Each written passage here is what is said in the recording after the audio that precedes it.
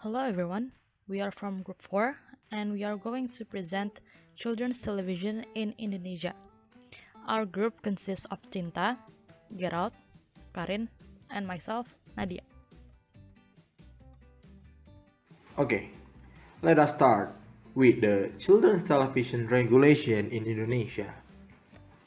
With a population of over 220 million, Indonesia has the potential to become a very promising market for the TV industry. 10 commercial TV stations are broadcasting nationally, reaching more than 80% of the population, especially in urban areas. Meanwhile, the country's only public station, Televisi Republik Indonesia or TVRI, is able to reach rural areas as well. Over 105 local TV stations have been established in the past 10 years. We will use national TV to refer to the 11 TV stations broadcasting nationally, one as opposed to local TV, the private TV station broadcasting locally. According to Nielsen media data, 1 out of every 5 television viewers in Indonesia is a child, and children watch television for 3 hours per day on average. However, they do not exclusively watch children's television. The latter represented almost 10% of the total supply of national television schedules in Indonesia.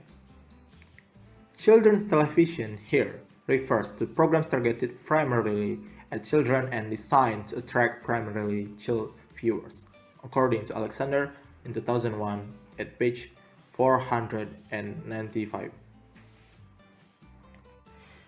In terms of program production, the TV industry in Indonesia divides children or young audiences into 3 groups to cater for.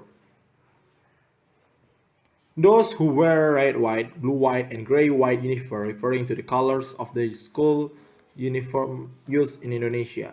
Red, white for elementary school, blue, white for junior high school, and gray, white for the senior high school. Okay, let us talk about the development of regulation of children's television programs in Indonesia from time to time. During the New Order period in 1965 until 1998, broadcasting activities were carried out without any law, only by an ad hoc series of ministerial and more occasionally presidential decrees.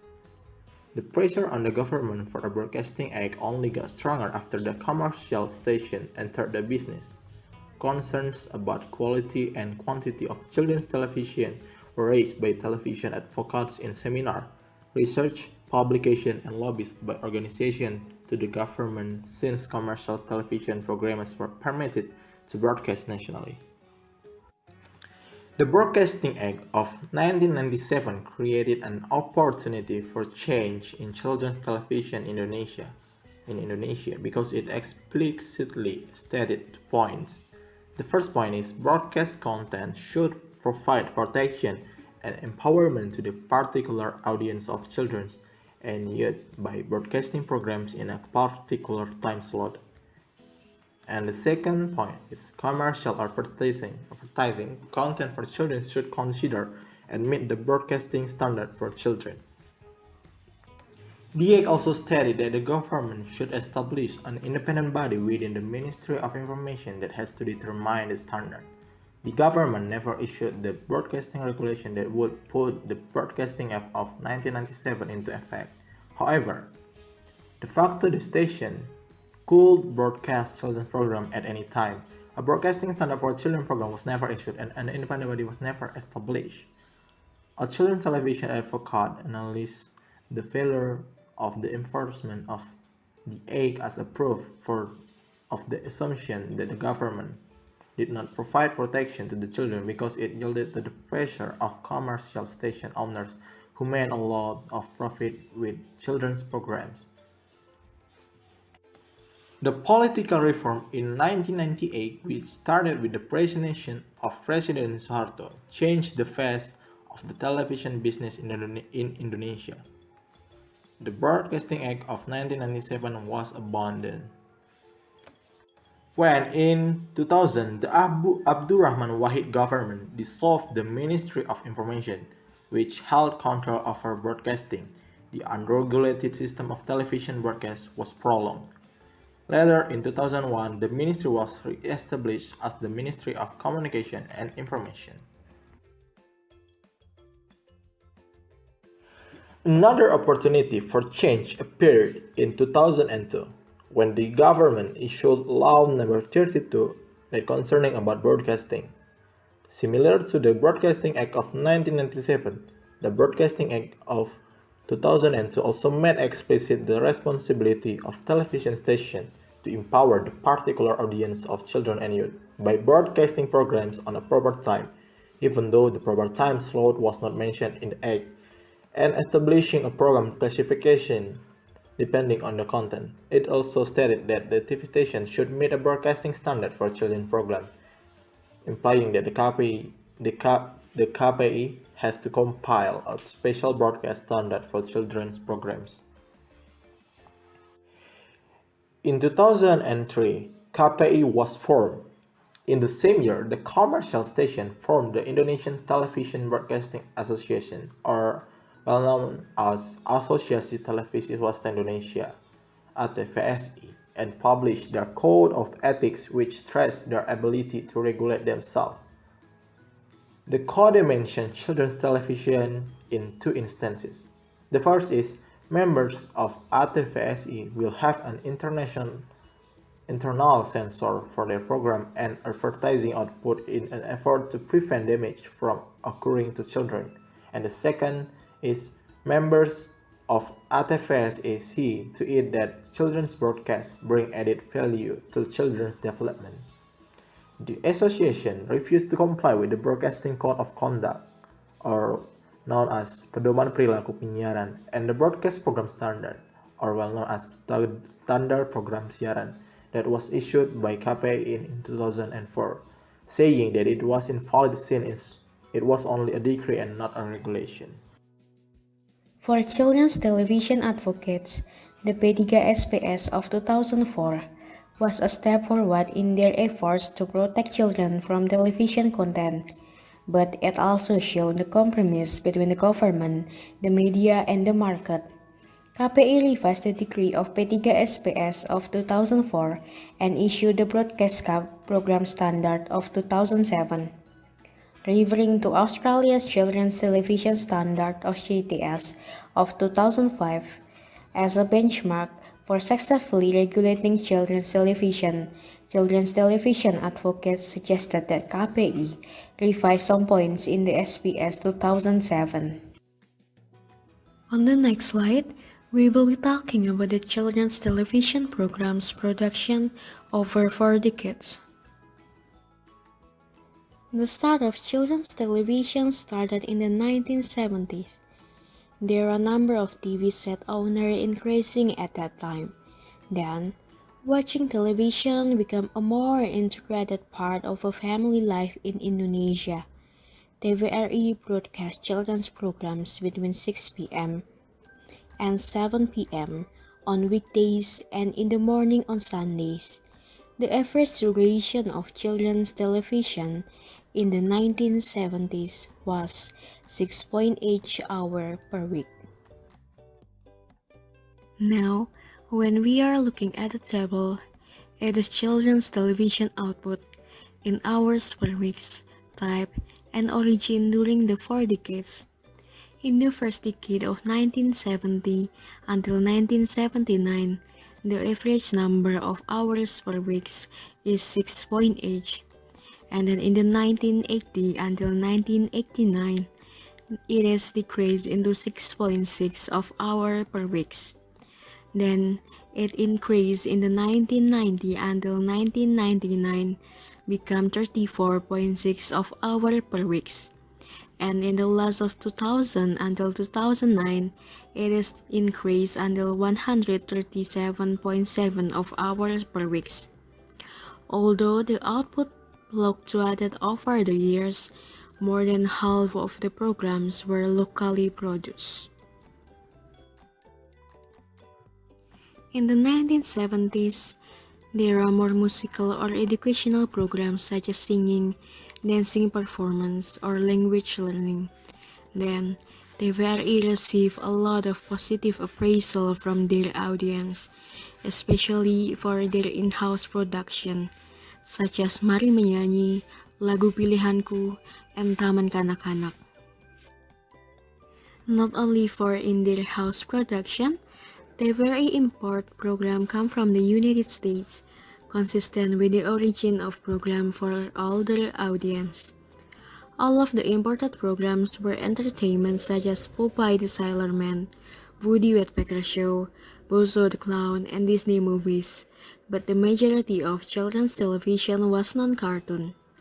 The 1970s turned out to be the decade in which TVRI started to broadcast children's programs regularly with enough money to buy imported program as well as to produce in-house. The 1980s. Everybody loves Unyil.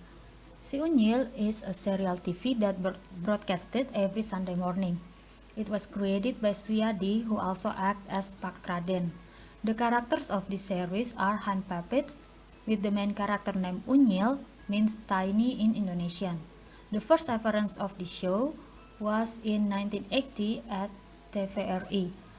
The show targeted children along with the parents. Si Unyil was a children's program that talked about a variety issue such as health, environment, and tourism. It is a challenge for the producer to deliver the message for the children in the hidden way. The first version of the show was last from 1980 to 1993.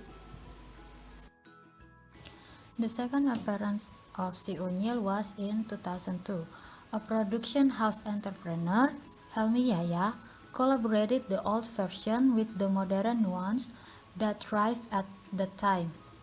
But it only lasted for a year, and then Si Unyil was moved to TPI and lasted for 6 months. The reason why the program did not last long because it was unable to compete with another children's program. The third appearance of Si Unyil was in 2007. It appeared at Trans 7 with the same opening song and same characters, but the backgrounds or surroundings are different. The show's name also changed from Si Unyil to Laptop Si Unyil, and it also served as encyclopedia for kids. Next is the 1990s, The More the Merrier. The competition among TV stations in the 1990s changed the face of children's television in Indonesia. About 6 national TV stations competing with one another all broadcast children's programs because they're aimed at families as their market. But in the early 1990s, the budget for children's program of commercial TV station was limited. The management did not see children's program as a revenue gaining. Instead, children's television was seen as a cheap way to fill the weekly schedule.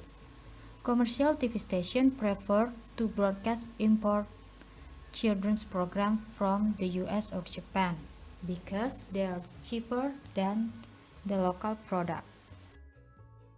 During TVRI's monopoly, children's television was only broadcast from 4:30 to 6 p.m. But the commercial station extended the time slot in the 1990s. For example, like 1 to 6 p.m. on weekdays and 7:30 to 9:30 a.m. on Sundays. However, children's television kept increasing from 1991 until 1997 from 33 hours to 57 hours per week. Due to Indonesian economic crisis and political reform, the duration of children's television dropped drastically to 11 hours per week in 1998, but increased to 26.8 hours in the next year. In general, children's television presents increased tremendously during this decade. Sesame Street, Tiny Toons, Disney movies, and Doraemon were examples of children's television in this period. Doraemon, broadcast by RCTI, became children's number one program for several years after its first broadcast in 1991 and is still on air every Sunday morning at 8 a.m. The high rating of Doraemon inspired other stations to broadcast more children's programs.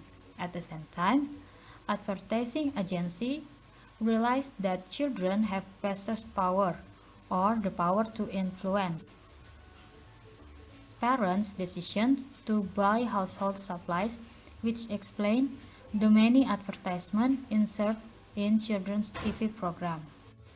Even though imported programs dominated children's television, but some TV stations still try to produce their own children's programs, such as SCTV with Krucil or Krucil League, RCTI with Sahabat Pilihan or Chosen Best Friend, and TPI Sikomo.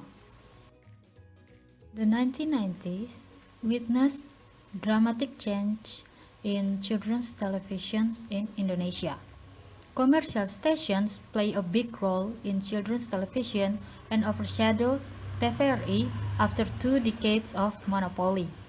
The TV industry realized that it could make money from children's television and really took advantage of that. The number of programs as well as the durations of children's television increased sharply compared to the previous decade, giving audiences more options than before.